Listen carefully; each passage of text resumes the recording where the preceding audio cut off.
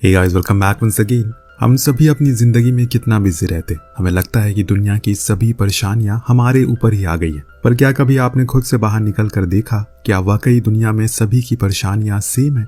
इस तरह के कई सवाल आपको सोचने पर मजबूर कर देंगे। हमारी आज की कहानी का मेन कैरेक्टर समीरा भी कुछ इन्हीं परेशानियों से जूझ रही है, पर तभी कुछ ऐसा होता है जो उसकी जिंदगी पूरी तरीके से बदल देती है। तो बिना समय गवाए चलिए शुरू करते हैं। कहानी की शुरुआत में हम समीरा से मिलते हैं, जो कि एक हॉस्पिटल में नर्स के तौर पर काम कर रही है। समीरा एक डिवोर्सी है। इस वजह से सोसाइटी के लोग उसे अच्छे से ट्रीट नहीं करते। वो लोग उसे ताने मारने का एक भी मौका नहीं छोड़ते, जिससे वो काफी परेशान थी।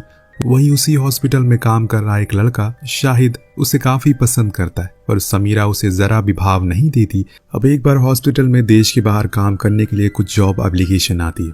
अब क्योंकि बाहर काम करने पर पैसे भी अच्छे मिल रहे थे, इस वजह से समीरा कैसे भी करके वहां जाना चाहती है। पर आखिरी समय पर उसका एक्सपीरियंस सर्टिफिकेट गायब हो जाता है, जिससे वो काफी परेशान थी।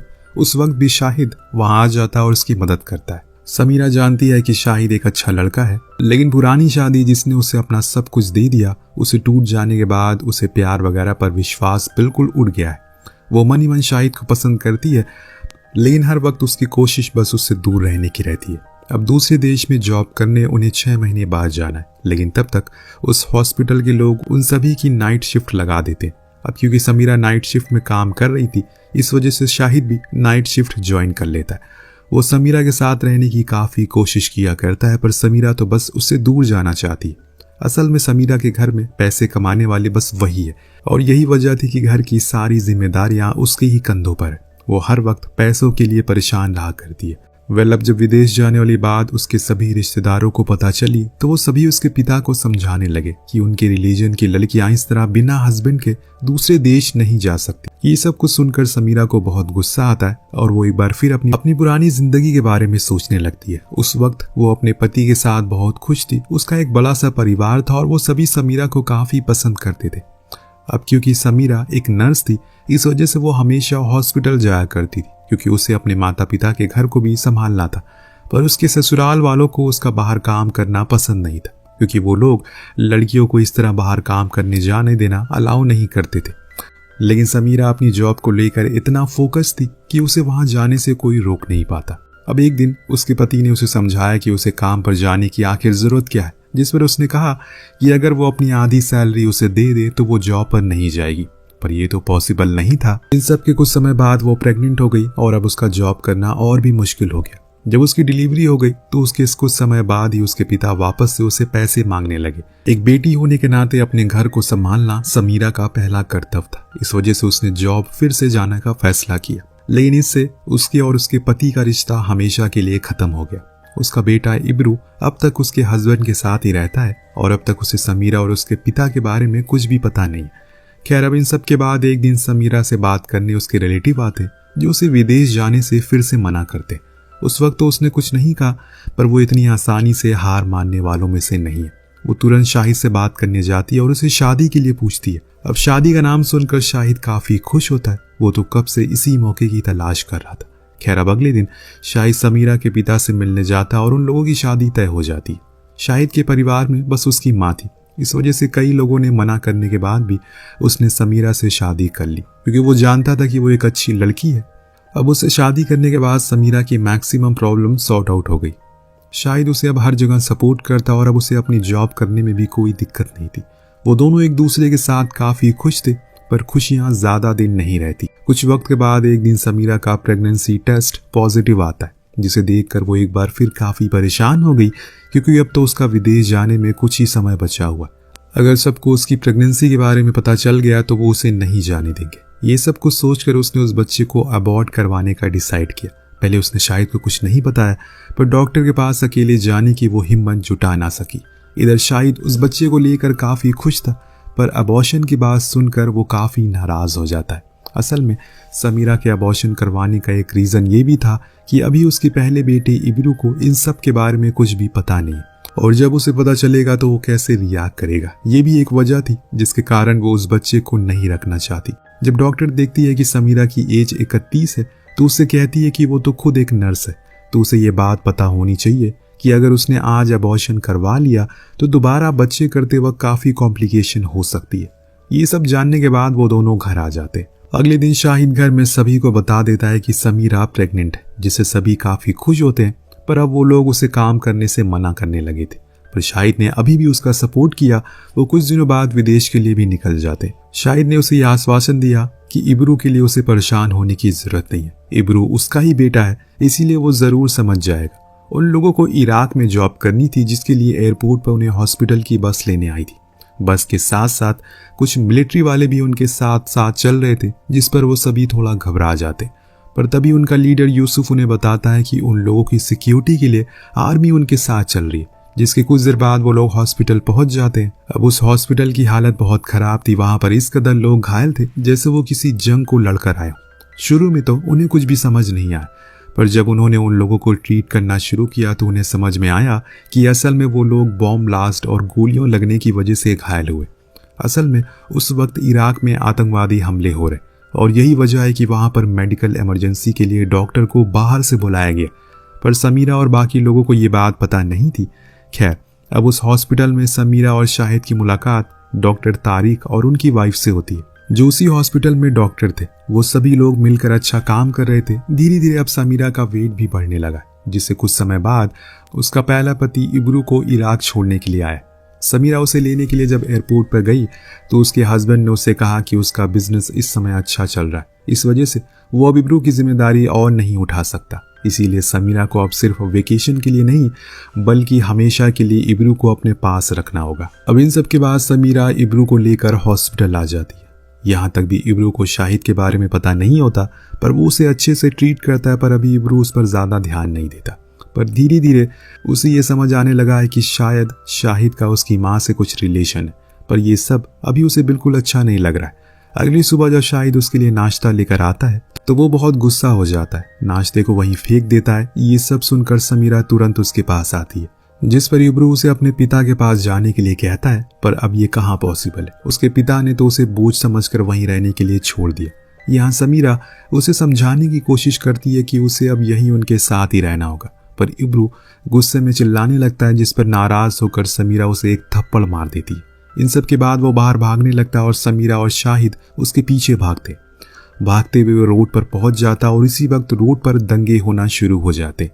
ये देखकर वो दोनों ही काफी घबरा जाते, पर पुलिस के मौजूद होने की वजह से इब्रू को बचा लिया जाता है और लड़ाई दंगे को देखकर वो तुरंत अपनी माँ के पास वापस आ जाता है। अब इसके बाद सभी लोग हॉस्पिटल वापस आते हैं। अब अगले दिन शाहिद एक सेंसिटिव एरिया में जाकर लोगों की मदद करने का डिसाइड करता है, क्योंकि शायद इब्रू को अभी वक्त चाहिए था। समीरा को जब ये पता लगता है तो वो काफी घबरा जाती है और उसे वहां ना जाने के लिए कहती है, पर वो उसकी बात नहीं सुनता और चला जाता है। अब इन सब के बाद अगले दिन इब्रू समझ जाता है कि उसे अब इस तरह ही रहना होगा, इसीलिए वो अपनी माँ से अब शिकायत करना बंद कर देता है और कहता है कि अगर उसके पिता नहीं भी है तो भी वो अपनी माँ के साथ खुश है। ये सुनकर समीरा को बहुत अच्छा लगता है। इधर दूसरी तरफ शाहिद को गए हुए अभी काफी वक्त हो चुका है। तभी खबर आती है कि जहां वो गया है वहां पर आतंकवादियों ने हमला कर दिया। ये सब जानकर अब वो समीरा बहुत परेशान हो जाती है। वो शाहिद को कॉल ट्राई करती है, बहुत कोशिश करती है, पर उसका फोन आउट ऑफ नेटवर्क आ रहा था। इन सब से परेशान होकर वो यूसुफ से मिलने के लिए जाती है।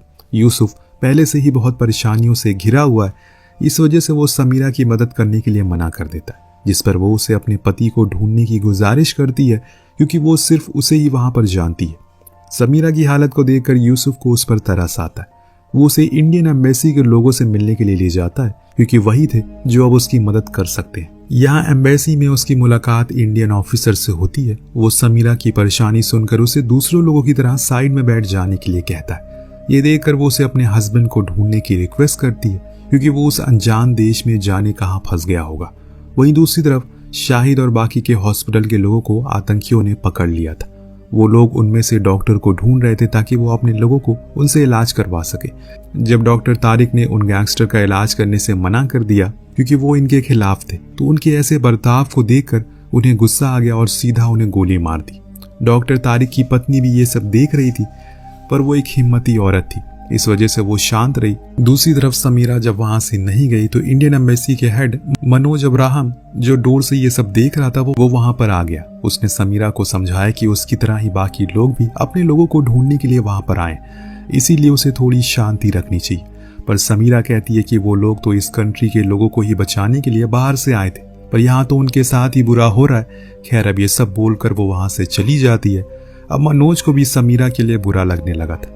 यूसुफ के साथ जब वो वापस जा रही थी तभी अचानक कुछ आतंकियों ने उस पर अटैक कर दिया, जिसमें यूसुफ को जान से मार दिया गया, पर वो बचकर वापस हॉस्पिटल तक आ गई। यहाँ हॉस्पिटल में भी कंडीशन अब खराब हो चुकी है। सभी लोग काफी डरे हुए। वो सभी अपने घर से दूर वहां पैसों के लिए आए थे, पर यहाँ ना तो उन्हें पैसे मिले और शायद अब उनकी जान भी जा सकती। वो सभी लोग शांति से वहां रहते हैं, तभी अचानक रेड क्रॉस, जो कि एक इंटरनेशनल ऑर्गेनाइजेशन है, वहां की टीम उन लोगों को रेस्क्यू करने के लिए आती। ये देखकर समीरा मनोज को कॉल करके ये सब बताती है, पर मनोज को वो रास्ता ठीक नहीं लगता जहां से वो लोग उन्हें ले जा रहे हैं। इस वजह से वो लोग इंडियन को वहीं छोड़ देते हैं। अब इंडिया की 19 नर्सें स्टाफ को छोड़कर बाकी सभी लोग वहां से चले जाते। कुछ समय बाद टीवी पर यह न्यूज आती है कि रेड क्रॉस की उस गाड़ी पर आतंकियों ने हमला कर दिया और कोई भी जिंदा नहीं बचा। पहले तो मनोज के सीनियर राजन उस पर काफी गुस्सा करते, पर बाद में जब उन्हें पता चलता है कि उसके डिसीजन से वो सारी नर्सेस बच गई तो वो कुछ भी नहीं कहते।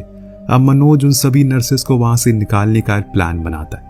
वहीं दूसरी तरफ उस हॉस्पिटल पर आतंकियों ने हमला कर दिया और सभी को बंदी बना लिया। यहाँ आतंकियों ने उन सभी से उनके फोन ले लिए, पर समीरा बहुत ही चालाकी से मनोज को टेक्स्ट करके ये सब बता देती है, जिसके बाद उसके फोन को भी वो लोग ले लेते हैं। खैर, जब मनोज को ये पता चलता है तो वो समझ जाता है कि समीरा एक बहादुर लड़की है। वो उसकी मदद से उन सभी को बचाने का प्लान बनाता है। वो बड़ी चालाकी से जो खाना वो आतंकी विक्टिम को देते हैं उसमें एक सैटेलाइट फोन रखवा देता है। 2-3 दिनों तक वो लोग उन नर्सेस को भूखा प्यासा रखते, जिसके बाद हेलीकॉप्टर से विक्टिम के लिए खाना आता है। जब वो बॉक्स समीरा और बाकी नर्सेस तक पहुंचता है तो उन्हें वो सैटेलाइट फोन मिल जाता है। उस फोन की मदद से समीरा मनोज से बात करती है और मनोज उसे बताता है कि अब वो आतंकी उन लोगों को एक दूसरी जगह शिफ्ट करने वाले, वहीं से वो उन्हें रेस्क्यू करेंगे। पर तब तक किसी भी तरह उन्हें ये पता नहीं लगना चाहिए कि वो सभी दूसरे रिलीजन के हैं। मनोज उसे फोन ऑन रखने के लिए कहता है ताकि वो उनकी लोकेशन ट्रेस कर सके। ये सब सुनकर समीरा बाकी लोगों को भी अपनी सभी डॉक्यूमेंट और धार्मिक सामानों को हटा देने के लिए कहती है और वो सभी को नमाज पढ़ना भी सिखा देती है ताकि कोई भी पकड़ा ना जाए। इस तरह अगले दिन वो सभी लोग सफर के लिए निकल पड़ते हैं। जब आतंकी उनसे पूछते हैं कि क्या वो सभी मुस्लिम हैं तो वो हाँ में जवाब देते।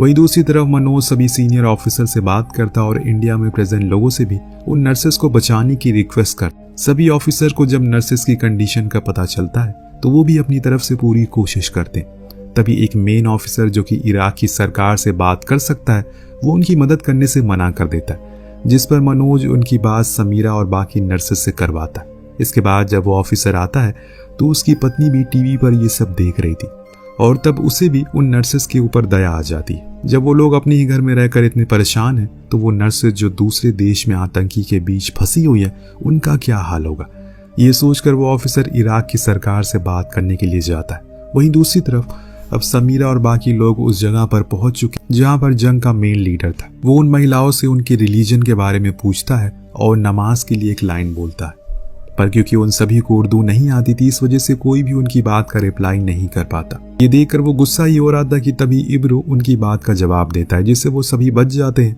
वहीं दूसरी तरफ अब वो मीटिंग भी खत्म हो जाती है जिसका रिजल्ट पॉजिटिव था, यानी कि अब उन नर्सेस को बचाया जा सकता है। मीटिंग के बाद ही उन आतंकी के लीडर को एक कॉल आता है। वो लोग उन नर्सेस को अच्छे से ट्रीट करने लगते हैं।